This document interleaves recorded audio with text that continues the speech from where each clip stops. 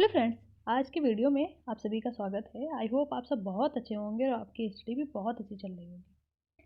जैसा कि हम संस्कृति आईएएस का टेस्ट नंबर 1 सॉल्व कर रहे थे, जिसमें हमने 75 क्वेश्चन तक सॉल्व कर लिए थे। उसी सीरीज में ये हमारा थर्ड क्लास है, जिसमें हम 76 से क्वेश्चन सॉल्व करना स्टार्ट करेंगे। देखते हैं हमारा 76 क्वेश्चन जो है क्या है।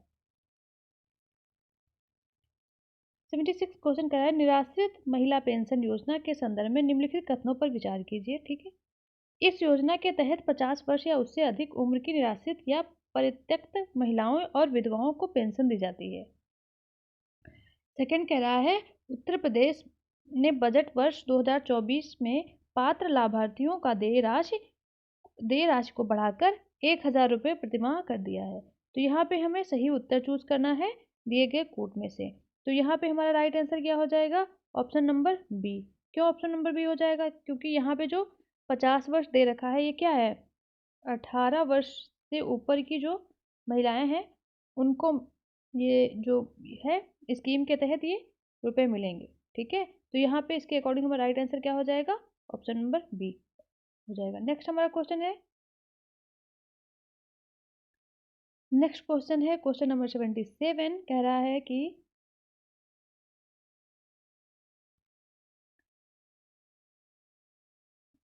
सरकार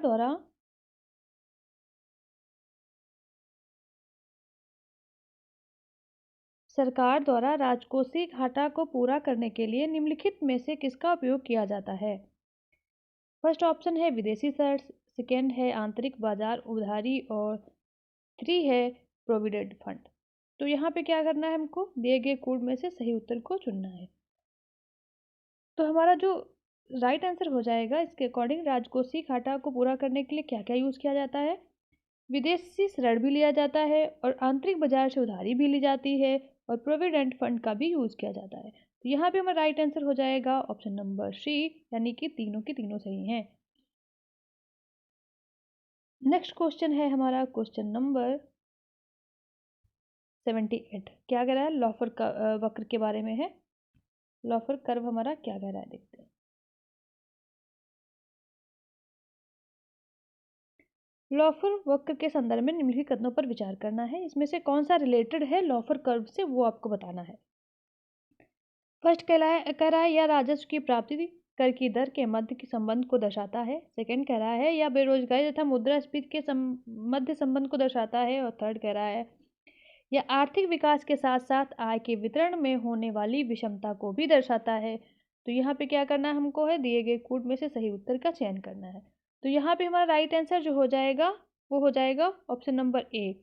हमारा जो लॉफर कर्व है वो क्या डिसाइड करता है कि यह राजस्व की प्राप्ति कर की दर के मध्य के संबंध को दर्शाता है। ठीक है, तो इसके अकॉर्डिंग हमारा राइट आंसर हो जाएगा ऑप्शन नंबर ए। और सेकंड क्वेश्चन हमारा है 79 है, जीएसटी के दायरे में से निम्नलिखित में से किसे बाहर रखा गया है? ये हमारे पास ऑप्शंस हैं। पहला हमारा है मानवीय उपयोग के लिए शराब पर कर, यानी कि जो अल्कोहल ह्यूमन कंजप्शन होता है उस पर। और सीमा शुल्क के बारे में कस्टम्स और विमानन ईंधन, यानी कि एविएशन फ्यूल। तो यहाँ पे जो हमारा राइट आंसर होगा वो हो जाएगा ऑप्शन नंबर सी। क्योंकि यहाँ पे जो हमारे तीनों की तीनों है जो हैं वो जीएसटी के से बाहर हैं, इसीलिए इस पे क्या होता है, हमारा जो स्टेट होता है ना, राज्य, वो अपने अकॉर्डिंग इसमें प्राइस जो है उसको इंक्रीज कर सकता है। तभी आप देखते हैं कि इसका जो होता है कस्टम ड्यूटी और अल्कोहल वगैरह होता है, इनके प्राइस काफ़ी ज़्यादा हाई होते हैं क्योंकि इस पर जीएसटी नहीं होती है। और इस पर जीएसटी ना हो करके जो स्टेट्स होते हैं वो अपने अकॉर्डिंग कर डिसाइड करते हैं। नेक्स्ट क्वेश्चन हमारा है क्वेश्चन नंबर 80। कह रहा है निम्नलिखित में से पंचवर्षीय योजना में कृषि के ने ऋणात्मक विकास प्रदर्शित किया है। मतलब ऋणात्मक क्या होता है इसे देख लीजिए। मतलब कभी कभी हिंदी ना बहुत क्लिष्ट यूज होती है। Following 5 year plan agriculture showed negative growth. Negative growth किस में है? ठीक है, वो हमको बतानी है। वो किस में है हमारा? ऑप्शन नंबर हमारा राइट हो जाएगा बी। क्योंकि तीसरी जो पंचवर्षीय योजना है उसमें जो ऋणात्मक है वो वृद्धि दर्ज की गई। कितनी की गई है वो भी मैं आपको बता रही हूँ। वो हमारी है कि इसमें 1 पॉइंट कितना था, 1 एक सेकेंड, इसमें जो था हमारा 1.0% थी, ठीक है। और ये किस ईयर आई थी, किस ईयर की है, 1961 एंड 65, जिस टाइम हमारा वॉर चल रहा था, है ना। उस टाइम पे हमारा जो एग्रीकल्चर की ग्रोथ ऋणात्मक हुई थी तीसरी पंचवार्षिक योजना। सेकेंड हमारा क्वेश्चन है, मतलब 81 क्वेश्चन क्या है कि हाल ही के वर्षों में संघीय बजट में व्यय का सबसे बड़ा मद निम्नलिखित में से कौन सा रहा। मतलब सबसे बड़ा संघीय बजट में जो largest item of expenditure in federal budget, मतलब सबसे ज़्यादा एक्सपेंडिचर किसमें हुआ है, तो हमारा किसमें है, ब्याज अदायगी। वो हमेशा से ही आप देखते होंगे, इस बार भी जो बजट है ना उसमें सबसे ज़्यादा हम उसका जो ब्याज है उसको अदा करते हैं। कितना है, ये जो अभी पूछा गया था 22 के अराउंड रहता है, अराउंड, ठीक है। तो इसको अभी बजट के अकॉर्डिंग आप देख लीजिएगा। सेकंड है हमारा क्वेश्चन है 82 नंबर का, कह रहा है निम्नलिखित में से किस उद्देश्य के लिए भारत में स्वतंत्र व्यापार क्षेत्रों या फ्री ट्रेड जोन की स्थापना की गई है। पहला कह रहा है निर्यात उद्योगों के संवर्धन के लिए, सूचना तकनीक के संवर्धन के लिए, पिछड़े क्षेत्रों के विकास के लिए और लघु एवं मध्यम उद्योग के संवर्धन के लिए। तो यहाँ पे जो हमारा 82 का राइट आंसर हो जाएगा वो क्या होगा, ऑप्शन नंबर ए, यानी कि निर्यात उद्योगों के संवर्धन के लिए फ्री ट्रेड जोन जो होते हैं वो बनाए जाते हैं, ठीक है। तो वही इस पे क्या होता है कि इस customs the above mentioned area, कुछ फ्री एरियाज होते हैं, कस्टम ड्यूटी, एक्सरसाइज ड्यूटी विच प्रमोट एक्सपोर्ट, मतलब जो कस्टम ड्यूटी होती है, एक्सरसाइज ड्यूटी होती है, इन सब से क्या होता है, फ्री होता है। क्यों होता है, क्योंकि वो प्रमोट करना चाहते हैं इंडस्ट्रीज और मैन्युफैक्चरिंग को। नेक्स्ट क्वेश्चन हमारा है 83, कह रहा है कि रीजनिंग का क्वेश्चन है, दो ट्रेन एम और पी क्रमशः 72 किलोमीटर प्रति घंटा और 90 किलोमीटर प्रति घंटा की गति पर एक शहर से दूसरे शहर की यात्रा करती हैं। यदि यात्रा के लिए ट्रेन पी ट्रेन एम से 1 घंटा कम लेती है तो इन दो शहरों के मध्य की दूरी किलोमीटर में हमें ज्ञात करनी है। तो यहाँ पे इसका राइट आंसर हो जाएगा ऑप्शन नंबर डी, यानी कि 360 किलोमीटर हो जाएगा, ठीक है। नेक्स्ट क्वेश्चन हमारा है 84, क्या कह रहा है, मुद्रा एवोल्यूशन यानी कि डिवोल्यूशन की बात कर रहा है, मनी डिवोल्यूशन निर्यातों को बढ़ाने के लिए किया जाता है, ठीक है। कारण कह रहा है इसका, विदेशी बाजार में घरेलू वस्तुएं सस्ती हो जाती हैं।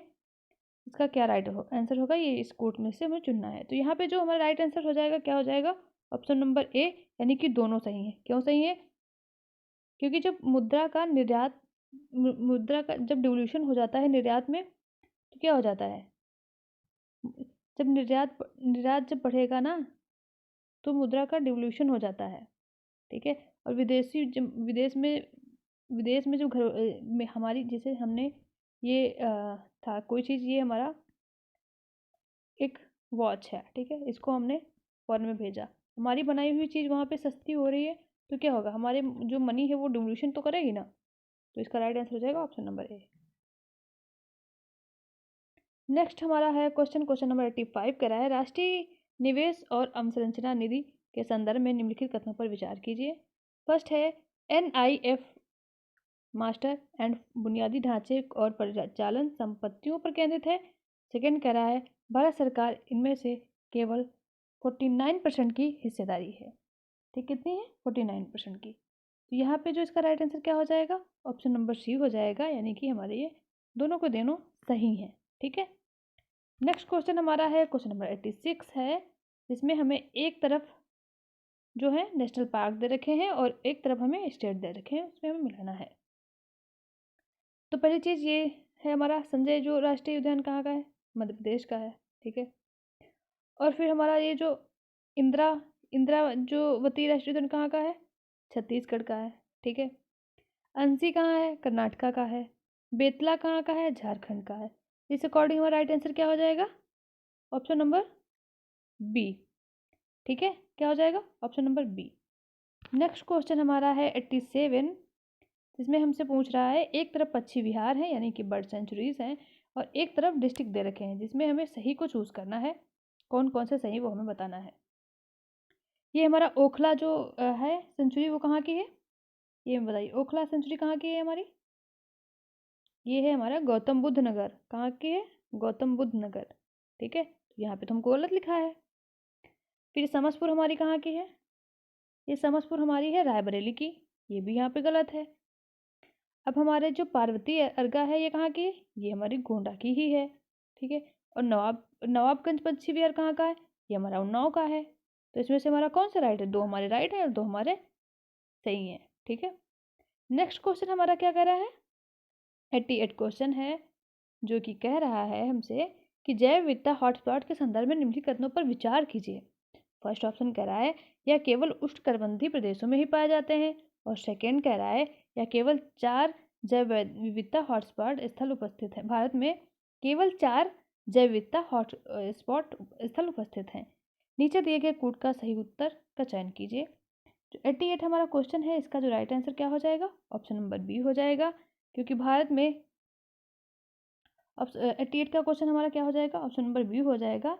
जो बायोडाइवर्सिटी हॉटस्पॉट है इंडिया में, वो कौन कौन से हैं? 4 है। और कौन कौन से? एक तो हमारा हो गया ईस्टर्न हिमालय, जैसे ये हमारा हो गया, एक हमारा ईस्टर्न हिमालय हो गया। ठीक है, एक हमारा ये हो गया ईस्टर्न हिमालय। ठीक है, ये हमारा वेस्टर्न हिमालय हो गया। ठीक है, और फिर क्या हो गया हमारा? म्यांमार, ये वाला साइड जो यहाँ पे म्यांमार है ना, ये हो गया म्यांमार, इंडिया बॉर्डर हो गया। ठीक है, सुंडालैंड, ये जहाँ पे हमारा ये है ना, क्या नाम उसका, अंडमान निकोबार है, वहीं पे हमारा सुंडालैंड जो एरिया है वहीं पे आ जाता है। तो ये हमारे क्या हो गए? 4 हॉटस्पॉट हो गए। और यहीं पे जो सुंडालैंड अलग से, मतलब उसी का पार्ट है, सुंडालैंड एंड अंडमान निकोबार। तो हमारे 4 हो गए। एक तो हमारा वेस्टर्न हो गया, एक हमारा ईस्टर्न हो गया, एक हमारा सुंडालैंड हो गया, और एक हमारा सुंडालैंड और अंडमान जो है वो एक ही पार्ट है ना दोनों का, तो एक हमारा म्यांमार हो गया। तो हमारा राइट आंसर क्या हो जाएगा? ऑप्शन नंबर बी हो जाएगा। बट ये कह रहा है ना कि यहाँ केवल उष्ण कटिबंधीय, ये नहीं, उष्ण कटिबंधीय नहीं है यहाँ पे। क्या है ये जो रीजन कौन सा है? ट्रॉपिकल है। ट्रॉपिकल है यहाँ पे। क्या ट्रॉपिकल रीजन जो है वो हाई लेटीट्यूड रीजन है। मैं आपको थोड़ा एक्सप्लेन करके बताती हूँ। देखिए, ये इसलिए गलत है क्योंकि ये कह रहा है कि फाउंड ओनली ट्रॉपिकल रीजन। ठीक है, तो ओनली ट्रॉपिकल रीजन में तो पाए जाते हैं, ये बात सत्य है। बट ओनली नहीं पाए जाते हैं, क्योंकि ये हाई एल्टीट्यूड रीजन में भी पाए जाते हैं। ये जब हाई एल्टीट्यूड रीजन होता है वहाँ पर भी ये हॉटस्पॉट पाए जाते हैं। ठीक है, तो ये हमारा राइट आंसर था। नेक्स्ट हमारा क्वेश्चन है, क्वेश्चन नंबर कह रहा है 89 कि उत्तर प्रदेश में रामसर स्थल के संदर्भ में निम्नलिखित कथनों में से कौन सा सही है? पहला कह रहा है प्रदेश में देश के सर्वाधिक रामसर स्थल स्थित है। गलत है। क्यों गलत है? क्योंकि सबसे ज़्यादा कहाँ पे है? तमिलनाडु में है। और कितने हैं अभी करंट में? जनवरी का अभी फरवरी में ही अपडेटेड हुआ था, तो वो 20 हो गए हैं। सेकंड कह रहा है ऊपरी गंगा नदी प्रदेश का पहला रामसर स्थल है। ये बात सही है। ठीक है, पार्वती अर्गा पक्षी विहार उत्तर प्रदेश के नवीनतम रामसर स्थल में से घोषित है। जी नहीं, ये भी गलत है हमारा। और सही नंबर कहाँ पे है हमारा? आगरा की बात कर रहा है, तो आगरा में है ही नहीं, ये कहाँ है? इटावा में है। तो इसके अकॉर्डिंग राइट आंसर क्या हो जाएगा? Option number only B. और ये हमारा जो बात कर रहा था कि इसमें सबसे ज़्यादा कहाँ पे है, तो सबसे ज़्यादा है हमारे तमिलनाडु में। और अब यूपी में कितनी है? यूपी में हमारी 10 है। ठीक है, और एक चीज़ और मैं आपको बता रही हूँ कि ये जो फर्स्ट रामसर साइड की बात कर रहे थे ऊपरी गंगा, तो ऊपरी गंगा ये फर्स्ट कब बनी थी? 2005 में बनी थी। ठीक है, ये फैक्ट याद रखिएगा। नेक्स्ट हमारा क्वेश्चन है 90, कह रहा है कि निम्नलिखित गैसों को उनके हरित गृह प्रभाव में योगदान के घटते हुए क्रम में व्यवस्थित कीजिए। ठीक है, जिसका जिसका मतलब किस प्रकार से उसका योगदान है। तो फर्स्ट हमारा क्या आएगा? सबसे पहला यहाँ पे नहीं भी दे रखा है, मैं भी उसको भी मैं आपको ऐड करके बता रही हूँ। जैसे कि वाटर वेपर, वाटर वेपर का क्या आ जाएगा, फर्स्ट पे आ जाएगा, कितना आ जाएगा 60% अप्रॉक्स, ठीक है। उसके बाद क्या आ जाएगा, CO2 आ जाएगा, कार्बन डाइऑक्साइड, ये कितना है, ये हमारा है 26%, ठीक है। उसके बाद क्या आ जाएगा, हमारा मीथेन आ जाएगा। मीथेन कितना है, मीथेन है हमारा 4.9% है, ठीक है। क्लोरोफ्लोरोकार्बन कितना है, वो हमारा कितना है 1.5% है। और नाइट्रस ऑक्साइड कितना है 1.5% है, ठीक है। ये हमारा इसका अप्रॉक्स जो है वो है, ठीक है। नेक्स्ट देखते हैं हमारा कौन सा क्वेश्चन है, इस अकॉर्डिंग अच्छा आंसर कौन सा होता है, इस अकॉर्डिंग हमारा क्वेश्चन हो जाएगा ऑप्शन नंबर जो सी हो जाएगा, ठीक है। 1 2 4 3। नेक्स्ट क्वेश्चन हमारा है 91, निम्नलिखित में से कौन सा सही सुमेलित है, ये हमसे बात कर रहा है। कार्टाजेना प्रोटोकॉल जो है वो जैविक प्रदूषण दिया हुआ है। स्टॉकहोम सम्मेलन जो है वो बायोसेफ्टी दिया हुआ है। मॉन्ट्रियल प्रोटोकॉल है वो जल संरक्षण से दिया हुआ है। और क्योटो प्रोटोकॉल है वो वैश्विक तापन यानी कि ग्लोबल वार्मिंग से दिया हुआ है। यहाँ पे जो इसका राइट आंसर हो जाएगा, क्या हो जाएगा, ऑप्शन नंबर डी, ठीक है। ये क्योटो प्रोटोकॉल जो है वो इंटरनेशनल एग्रीमेंट है, ठीक है। यूनाइटेड नेशन फ्रेमवर्क जो कॉन्वेंशन ऑन क्लाइमेट चेंज है इसके द्वारा बनाया गया था, ठीक है। ये कब हुआ था, 11 दिसंबर, ठीक है, 1997 में जापान में हुआ था, ठीक है। ये फोर्स में कब आया, ये है 16 फेब, ठीक है, 16 फेब और 2005 में, ठीक है, याद रखिएगा। तो इस अकॉर्डिंग में राइट आंसर है option number D. Next question हमारा है 92, कह रहा है कि राष्ट्रीय पादप आनुवांशिक संसाधन ब्यूरो के संदर्भ में निम्नलिखित कथनों पर विचार कीजिए। फर्स्ट कह रहा है कि इसका मुख्यालय दिल्ली में स्थित है, ठीक है। और सेकंड कह रहा है यह पौधों के आनुवांशिक संसाधन के प्रबंधन के लिए एक नोडल एजेंसी है। क्या है, यह एक नोडल एजेंसी है। तो इस अकॉर्डिंग हमारा राइट आंसर क्या हो जाएगा, ऑप्शन नंबर सी हो जाएगा। दोनों के दोनों सही हैं। याद रखिएगा जो national bureau of genetic resource consider the following statement, ये इसका हेडक्वार्टर कहाँ पे है, न्यू दिल्ली में है, ठीक है। ये एक नोडल एजेंसी है। ये कब इस्टेब्लिश हुई थी, 1977 में बनी थी, ठीक है, ये भी याद रखिएगा। और इसके जो 10 रीजनल ऑफिसर्स हैं, 10 हैं रीजनल ऑफिसर्स हैं, वो कहाँ पे, मैं आपको ओवरव्यू दे देती हूँ एक बार, ठीक है। फर्स्ट हमारा है शिमला में, फर्स्ट शिमला है, सेकंड जोधपुर में है, थर्ड त्रिशूर में है, फोर अकोला में है, 5 तो जो है वो शिलोंग में है, 6 जो है वो भोपाली में है, 7 जो है वो कटक में है, 8 जो है वो हैदराबाद में है, 9 जो है रांची में है, और 10th हमारा श्रीनगर में है। तो ये हमारे 10th है। नेक्स्ट हमारा क्वेश्चन है 93, कह रहा है कि सूक्ष्म जैविक ईंधन कोशिकाओं को ऊर्जा धारणी स्रोत माना जाता है, ये कथन है। और इसका कारण है ये रासायनिक ऊर्जा को सीधे विद्युत ऊर्जा में परिवर्तित कर देती है। तो इस अकॉर्डिंग हमें सही उत्तर का चयन करना है, कौन सा होगा। यहाँ पे जो इसका 93 का राइट आंसर होगा ऑप्शन नंबर बी, यानी कि सूक्ष्म जैविक ईंधन कोशिकाओं को ऊर्जा का धारणी स्रोत माना जाता है, ये बात सही है। और ये रासायनिक ऊर्जा को सीधे विद्युत ऊर्जा में परिवर्तित कर देते हैं, ये भी बात जो है सही है। बट एक दूसरे के ये व्याख्या नहीं कर रहे हैं, ठीक है। नेक्स्ट क्वेश्चन पे चलते हैं। क्वेश्चन नंबर 94 है कि शुद्ध प्राथमिक उत्पादकता के संदर्भ में निम्नलिखित कथनों पर विचार कीजिए। फर्स्ट ऑप्शन कह रहा है या किसी परिस्थिति तंत्र में ऊर्जा संग्रह की दर है। और सेकंड कह रहा है शीतोष्णकटिबंधीय वनों की औसत शुद्ध प्राथमिक उत्पादकता सर्वाधिक है। क्या करना है, हमको दिए गए कोड से सही उत्तर का चयन करना है। तो यहाँ पे जो शुद्ध प्राथमिक उत्पादकता से रिलेटेड है वो क्या हो जाएगा, 94 का राइट आंसर ऑप्शन नंबर ए है। सिर्फ एक ही सही है, हमारा सेकेंड जो हमारा है वो गलत है, ठीक है। सेकंड क्या है हमारा, शीतोष्णकटिबंधीय वनों की औसत शुद्ध प्राथमिक जो उत्पादकता है वो सर्वाधिक है, ये गलत है। द एवरेज नेट प्राइमरी जो प्रोडक्टिविटी ऑफ टेम्परेट ग्रासलैंड की होती है, ठीक है। यहाँ पे क्या है, यहाँ पे जो टेम्परेट ग्रासलैंड जो होता है जो उसकी जो है नेट प्रोडक्टिविटी कितनी होती है, एवरेज, वो होती है 500 ग्राम्स पर स्क्वायर मीटर, ठीक है। वहीं जब टेम्परेट फॉरेस्ट की बात आती है, ठीक है, शीतोष्ण से ज़्यादा होता है टेम्परेट। जब टेम्परेट फॉरेस्ट इज होता है तो इसमें 1000 ट्रॉपिकल फॉरेस्ट इज अबाउट 200। मतलब जब उसमें बात आती है ट्रॉपिकल उसकी टेम्परेट की तो 1000 होता है, और जब बात आती है ट्रॉपिकल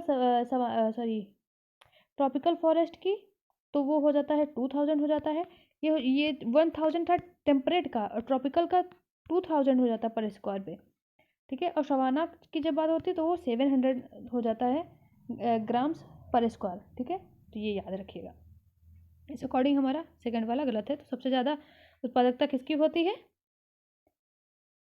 किसकी होती है ये बताइए हमें, ट्रॉपिकल की।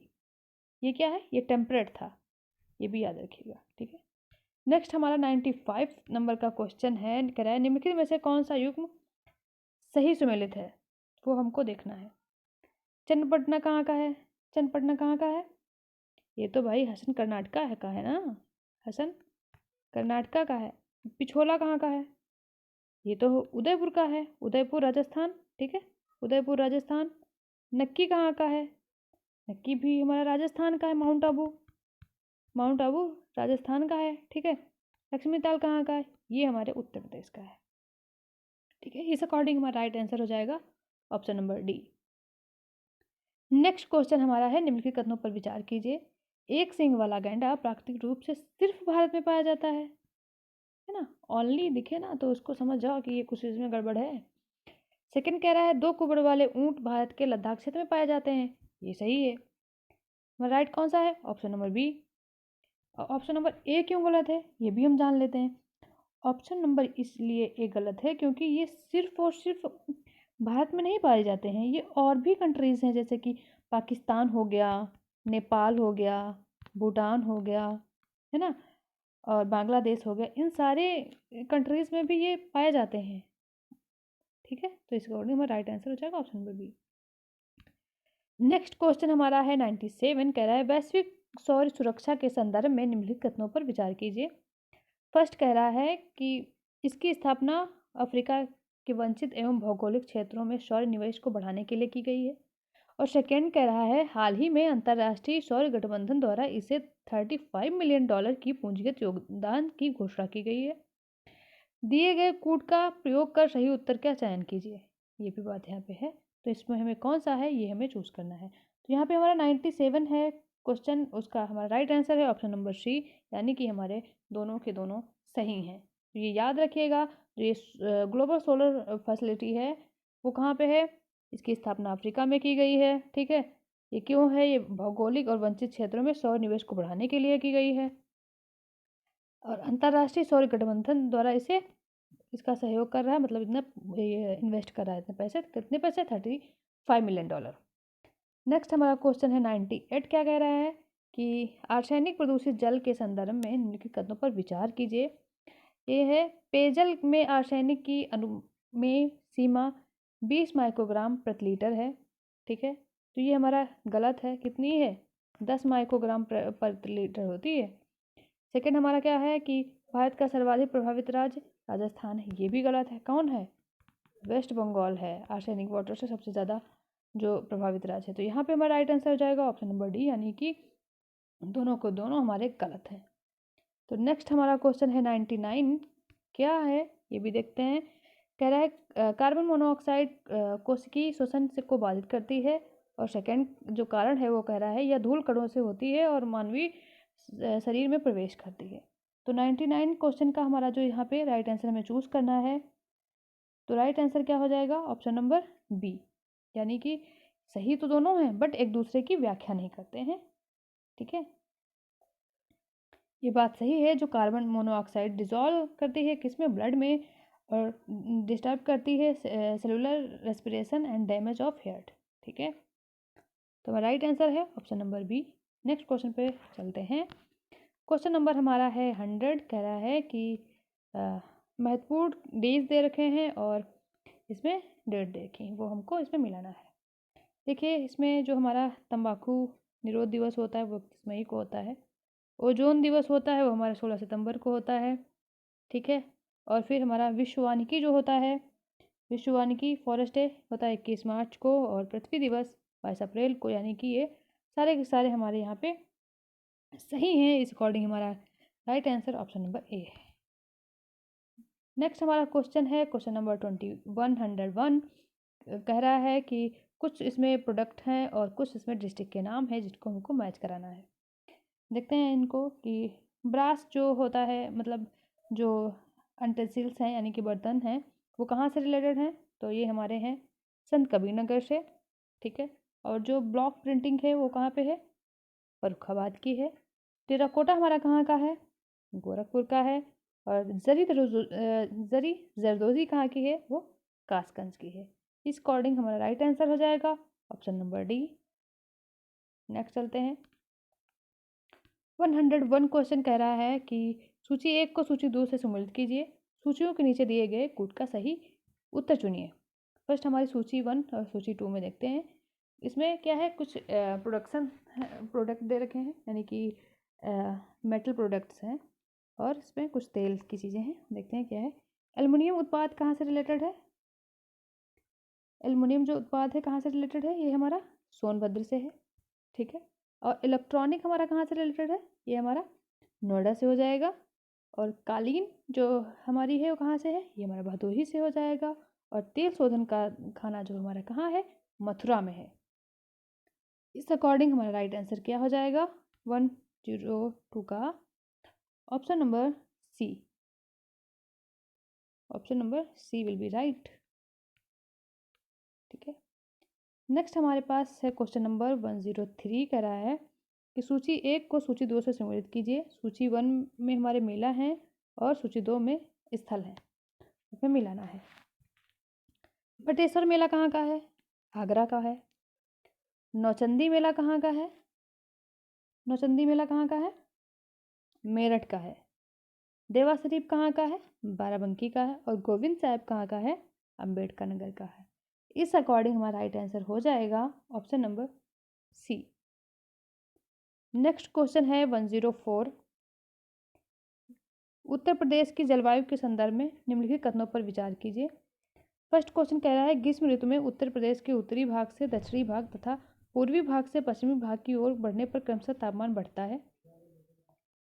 सेकेंड कह रहा है या ग्रीष्म ऋतु में उत्तर प्रदेश के दक्षिणी भाग बुंदेलखंड में तापमान, ग्रीष्म ऋतु में उत्तर प्रदेश में दक्षिणी भाग में बुंदेलखंड में तापमान कम रहता है।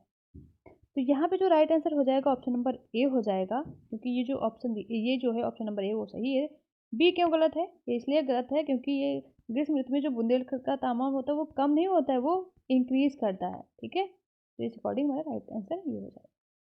नेक्स्ट क्वेश्चन हमारा है 105। कह रहा है उत्तर प्रदेश के संदर्भ में निम्नलिखित कथनों में से कौन सा सही है, ये हमें देखना है। उत्तर प्रदेश में हथकरघा कुटीर उद्योग सर्वाधिक रोजगार देने वाला क्षेत्र है। और सेकंड कह रहा है उत्तर प्रदेश में सर्वाधिक अति सघन वन क्षेत्रफल जिला सोनभद्र है। ठीक है। इसमें देखने हैं हमारा कौन सा राइट है। राइट हमारा कौन सा है, ऑप्शन नंबर डी। इसमें से कोई नहीं सही है। उसको हम देखते हैं क्यों नहीं सही है। क्योंकि उत्तर प्रदेश जो मीडियम कैटेगरी जो इंडस्ट्रियल व्यू है वो कौन सा है, हथकरघा ना होकर कौन सा है, शुगर है, कॉटन टेक्सटाइल है, सीमेंट है। ठीक है। और वेजिटेबल ऑयल ईटीसी है।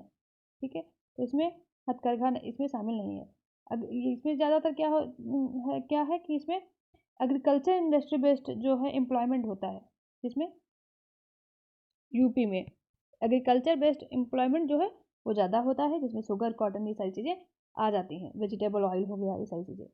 ठीक है। तो उसके एग्रीकल्चर के बाद में जो है वो हैंडलूम इंडस्ट्री आती है। ठीक है। तो इसमें क्या हो जाएगी, उसके आफ्टर में उसके जो एग्रीकल्चर के बाद में हमारा जो है हैंडलूम जो है इंडस्ट्री आ जाती है। ठीक है। और ये सेकंड ऑप्शन क्या कह रहा है, उत्तर प्रदेश में सर्वाधिक वन सोनभद्र में ना होकर कहाँ पे है, लखीमपुर में है। क्योंकि लखीमपुर जो है वो सबसे बड़ा डिस्ट्रिक्ट है और इसमें सबसे ज़्यादा वन भी है, क्योंकि ये तराई रीजन है हिमालय का। ठीक है। नेक्स्ट क्वेश्चन हमारा है 106। क्या कह रहा है देखते हैं। उत्तर प्रदेश की भाषा एवं बोलियों के संदर्भ में निम्नलिखित कथनों पर विचार कीजिए। उत्तर प्रदेश में सबसे अधिक बोली जाने वाली भोजपुरी भाषा का विकास मगधी भाषा से हुआ है। और सेकंड कह रहा है उत्तर प्रदेश के मिर्जापुर में बोली जाने वाली अवधी भाषा का विकास सरसेनी भाषा से हुआ है। दिए गए कूट का सही उत्तर हमको चूज करना है। यहाँ पे हमारा कौन सा राइट होगा? देखिए, सबसे ज़्यादा जो लैंग्वेज है वो 29 लैंग्वेज बोली जाती हैं किसमें? यूपी में, ठीक है। और जिसमें ऑफिशियल लैंग्वेज हिंदी है, ठीक है, और उर्दू है, ठीक है। को ये जो हमारी क्या होती है, को ऑफिशियल जो लैंग्वेज होती है, ऑफिशियल कह सकते हैं इनको, को ऑफिशियल लैंग्वेज भी कह सकते हैं, ये हिंदी और उर्दू ही है, ठीक है। और हिंदी जो है वो Hindi declare official language of the state of Uttar Pradesh by the Uttar Pradesh official language act 1951 के थ्रू ये जो है हिंदी को ऑफिशियल लैंग्वेज के तौर पे चूज हुआ था, ठीक है, चुना गया था मतलब। और सेकंड जो है उर्दू जो थी वो कब आई है? वो आई है amendment of the official language act 1989, ये उर्दू शामिल हुई थी ऑफिशियल लैंग्वेज या को ऑफिशियल लैंग्वेज के रूप में उत्तर प्रदेश में। तो यहाँ पे हमारा राइट आंसर हो जाएगा 106 का ऑप्शन नंबर ए, केवल एक ही हमारा सही है।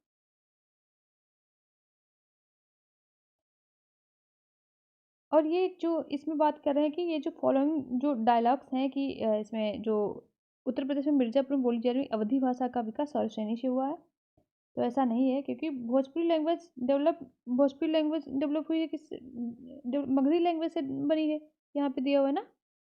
और जो सेकंड है वो most spoken dialect Uttar Pradesh है, सबसे ज़्यादा बोली जाती है।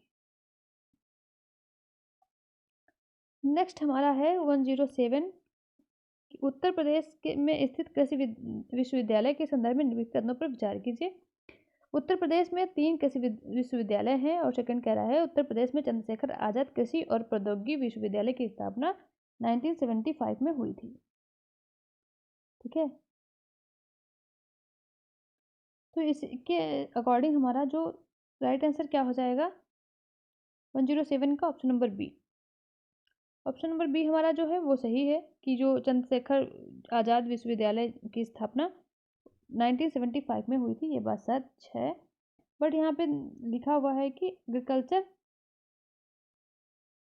उत्तर प्रदेश में तीन एग्रीकल्चर यूनिवर्सिटी ना होकर के कितनी है?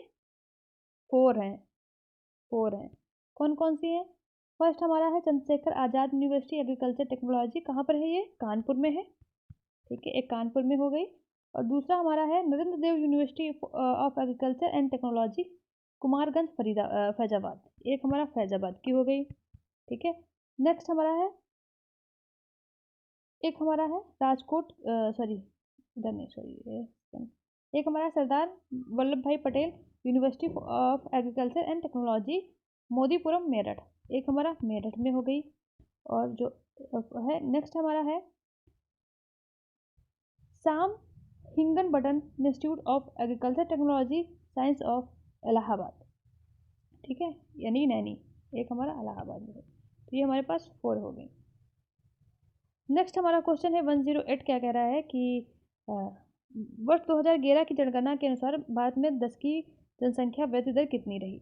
2011 की जनसंख्या के अकॉर्डिंग हमको बताना है। तो यहाँ पे जो 10 की वृद्धि दर रही कितनी रही? ऑप्शन नंबर बी, यानी कि 17.70% रही।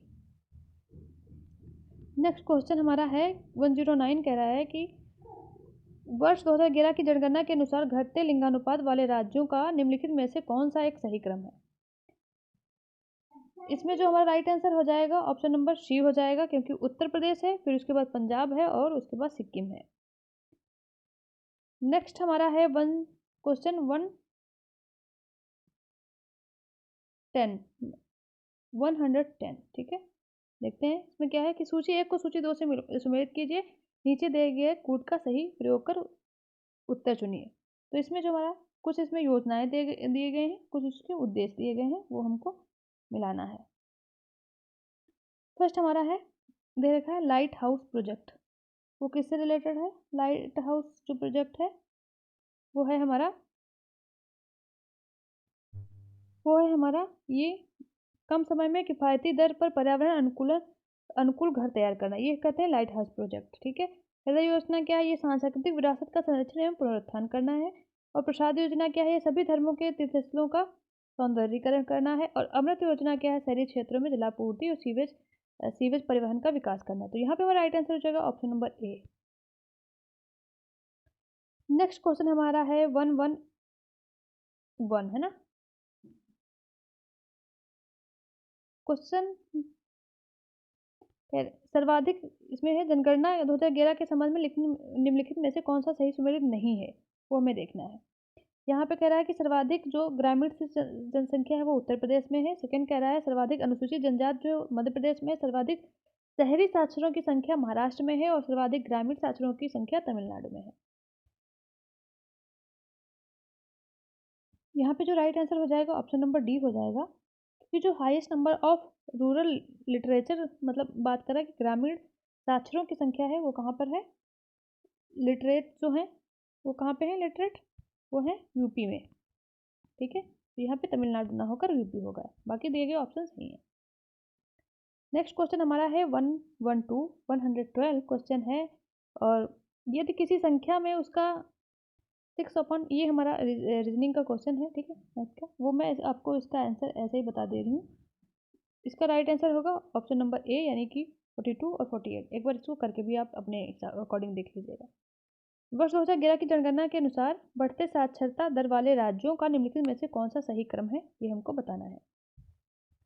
साक्षरता दर है जो जिसमें किसमें ज़्यादा है। सबसे ज़्यादा क्या है? बिहार। बिहार में क्या है सबसे साक्षरता दर जो है? ऑप्शन नंबर सी हो जाएगा, बिहार हो जाएगा, फिर हमारा राजस्थान हो जाएगा, फिर हमारा झारखंड हो जाएगा। ठीक है। नेक्स्ट क्वेश्चन हमारा है 114। निम्न कह रहा है विकलांग जनसंख्या 2011 के संबंध में निम्न में से कौन सा कथन असत्य है। क्वेश्चन देखिए, कह रहा है कि देश में सर्वाधिक संख्या दृष्टि विकलांगों की है। बी कह रहा है कि विकलांगों की सर्वाधिक संख्या उत्तर प्रदेश में है। सी कह रहा है उत्तर प्रदेश में विकलांगता महाराष्ट्र में है और सर्वाधिक जो विकलांगता तमिलनाडु में है। कहाँ पर है सबसे ज़्यादा विकलांगता, ये कौन सा असत्य है वो हमको बताना है, गलत है यानी कि। तो यहाँ पे इसका right answer option number C हो जाएगा, क्योंकि कह रहा है कि सर्वाधिक पुरुष विकलांगता कहाँ पर है, महाराष्ट्र में है। ये हमारा गलत है।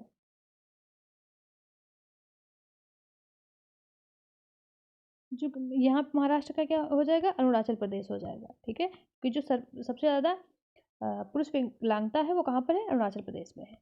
नेक्स्ट हमारा क्वेश्चन है 115 कह रहा है जनगणना 2011 के संबंध में निम्न में से कौन सा सही सुमेलित नहीं है, वो हमें देखना है। सर्वाधिक 10 की वृद्धि मेघालय में है और सर्वाधिक अनुसूचित जाति है उत्तर प्रदेश में, सर्वाधिक जनघनत्व है बिहार में और सर्वाधिक बौद्ध प्रतिशत है अरुणाचल प्रदेश में। इसमें से हमारा कौन सा है वो गलत है, वो हमें चूज करना है। तो इसके अकॉर्डिंग हमारा राइट आंसर हो जाएगा ऑप्शन नंबर डी, यानी कि सबसे ज़्यादा बौद्ध हैं वो कहाँ पे है, सिक्किम में है, ना कि सिक्किम में है, ना कि है अरुणाचल प्रदेश में। नेक्स्ट क्वेश्चन हमारा है क्वेश्चन नंबर 116। कह रहा है कि कौन सा मेगा सिटी नहीं है, वो हम बात कर रहा है। सबसे है मुंबई और दिल्ली, चेन्नई और कोलकाता। इसमें से कौन सा मेगा सिटी नहीं है? ऑप्शन नंबर सी जो है चेन्नई जो है वो मेगा सिटी नहीं है। ठीक है, ग्रेटर मुंबई, दिल्ली और कोलकाता। उसके बाद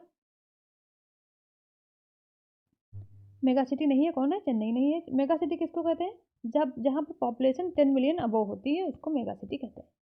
ठीक है। नेक्स्ट क्वेश्चन हमारा है 1117 कह रहा है जनगणना 2011 का नारा क्या है, यानी कि स्लोगन क्या था, वो हमको बताना है। यहाँ पे जो हमारा राइट आंसर हो जाएगा ऑप्शन नंबर ए हो जाएगा, क्योंकि यहाँ पे था हमारी जनगणना हमारा भविष्य, यानी कि आवर सेंसस आवर फ्यूचर, ये राइट आंसर है। क्वेश्चन नंबर 18 है जनघनत्व के संबंध में निम्नलिखित में से कौन सा कथन असत्य है, सत्य है, वो हमको चूज करना है। यहाँ पे जनघनत्व के बारे में फर्स्ट ऑप्शन है जनसंख्या, भारत में जनसंख्या का घनत्व केंद्र गंगा का मैदान है और वर्ष 2011 की जनगणना के अनुसार भारत का जनघनत्व 3.75 है। और सी कह रहा है कि सर्वाधिक जनघनत्व वृद्धि दर वर्ष 2001-2011 में दर्ज की गई है। और डी कह रहा है कि 2021 से 31 के दशक में जनघनत्व वृद्धि दर ऋणात्मक रही, यानी कि कम रही। तो यहाँ पे इसका राइट आंसर क्या हो जाएगा? ऑप्शन नंबर ए हो जाएगा, क्योंकि ये हमारा सत्य है कि भारत में जनसंख्या का घनत्व का केंद्र गंगा का मैदान रहा। यहाँ पे जो घनत्व हो जाएगा इसमें क्या है, जो मतलब डेंसिटी की बात कर रहा है वो कितनी है? 382 है, ठीक है। और जो हाईएस्ट पॉपुलेशन डेंसिटी की बात कर रहा है, रिकॉर्ड की गई है किस में? वो रिकॉर्ड की गई है 1961 से। हाईएस्ट जो पॉपुलेशन डेंसिटी ग्रोथ जो है वो किस में है? 1961 से 1971 के बीच में, ठीक है। और है कि पॉपुलेशन डेंसिटी निगेटिव रही है। निगेटिव किसमें रही है? वो रही है 1911 से 12 के बीच में, ठीक है। 1911 और 12 के बीच में नेगेटिव रही है। और पॉपुलेशन डेंसिटी पॉजिटिव किसमें रही है? 2021 से 31 के बीच में, ठीक है। नेक्स्ट क्वेश्चन हमारा है 119। भारत में किस वर्ष तक जनसंख्या को स्थिर करने का लक्ष्य रखा गया है? यहाँ पे हमारा राइट आंसर क्या हो जाएगा? ऑप्शन नंबर सी, यानी कि 2017 तक जो 70 तक क्या होगा, जो जनसंख्या वो स्थिर रहे। नेक्स्ट क्वेश्चन है 120। भारत सरकार द्वारा जनगणना किस अधिनियम के तहत करवाई जाती है? वो हमको बताना है। कौन सा अधिनियम है? ऑप्शन नंबर सी, यानी कि जनगणना अधिनियम 1948 के तहत जो है भारत में जनगणना करवाई जाती है। तो आज जो है हमने 75 क्वेश्चन से 120 क्वेश्चन तक किए हैं। जो आगे के क्वेश्चन हैं वो हम नेक्स्ट क्लास में करेंगे, क्योंकि हमें ज़्यादा जब लंबा वीडियो हो जाता है तो हमें अब उसको अपलोड करने में थोड़ी प्रॉब्लम होती है। इसके लिए आज के लिए इतना ही। अगर आपको हमारा वीडियोज़ अच्छा लगता है तो please like the video, subscribe the channel, share with your friend. Thank you so much for watching the video. मिलते हैं नेक्स्ट वीडियो में।